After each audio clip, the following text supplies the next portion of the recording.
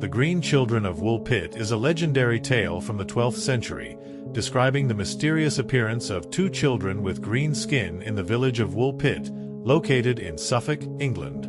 This story, combining elements of folklore, mystery, and possibly historical fact, has fascinated scholars and storytellers for centuries. Background: Woolpit Village. Woolpit is a small, historic village in Suffolk, England. The name Woolpit is derived from the Old English words wolf pytt, meaning wolf pit, which referred to the pits used to trap wolves in the area during medieval times. The village's unique name and ancient roots set the stage for this peculiar tale. The event is said to have taken place during the reign of King Stephen, 1135 to 1154, although the exact date is unclear. The primary accounts of the story were recorded by two chroniclers, Ralph of Coggeshall and William of Newburgh, both writing several decades after the supposed occurrence. Their writings provide the only historical sources for this tale. Discovery of the Green Children. Arrival in Woolpit. According to the legend, one day, during the harvest season, villagers in Woolpit discovered two young children, a brother and sister, near one of the wolf pits. The children had an unusual green hue to their skin, spoke an unknown language, and wore strange, unfamiliar clothing. They appeared confused and disoriented, and despite their peculiar appearance, the villagers took them into the home of a local landowner, Sir Richard de Conn, where they were cared for. Behavior and diet. The children initially refused to eat any food offered to them, appearing unfamiliar with common English fare. They eventually found and eagerly ate raw beans, which seemed to be the only food they recognized. Over time, they gradually adapted to a more conventional diet, and their green skin reportedly lost its tint, turning to a normal human color. Learning and integration. Learning English. As they adapted to their new surroundings, the children learned to speak English. Once they could communicate, they explained that they came from a place called St. Martin's Land, a mysterious, twilight world where the sun never fully shone, and everything was bathed in a dim, perpetual light. They described their home as a place beyond a large river and recounted how they had been tending their father's cattle when they heard a loud noise, like bells, and suddenly found themselves in the strange land of Woolpit. Life in Woolpit. Sadly, the boy, who was younger and weaker, fell ill and died shortly after their discovery. The girl, however, survived and was baptized. She grew up in Woolpit, eventually losing her green color entirely. She integrated into English society, learning the language and customs, and later, according to some accounts, married a man from King's Lynn, a nearby town. Theories and explanations. Medieval folklore and mythology.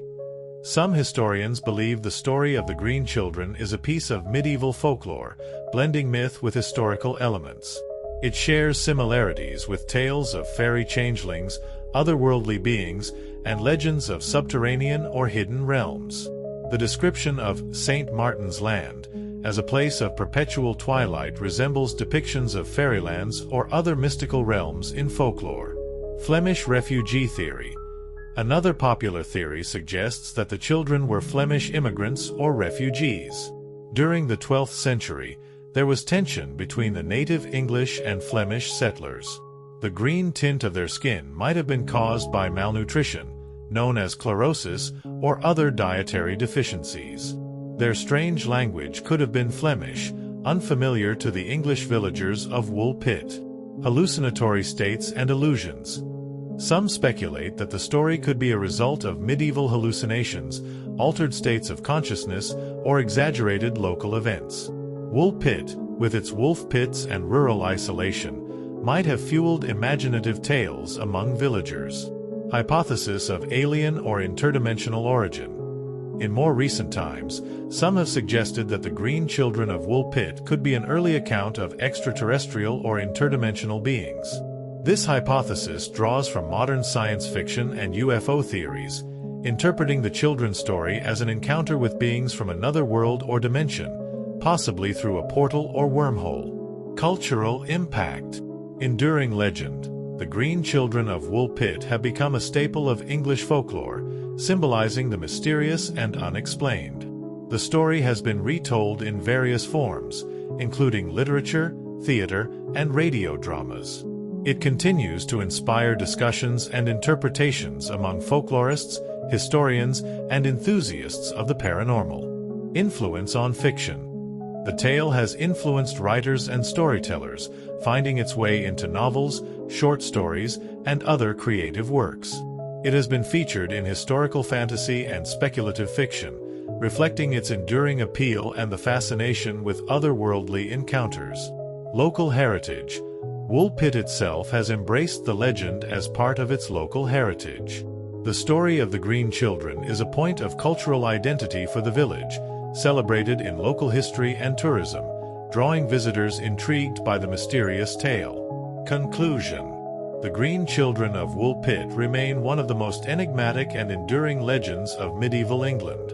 Whether interpreted as a cautionary tale, a historical anomaly, or a glimpse into a world beyond our own, the story continues to captivate the imagination.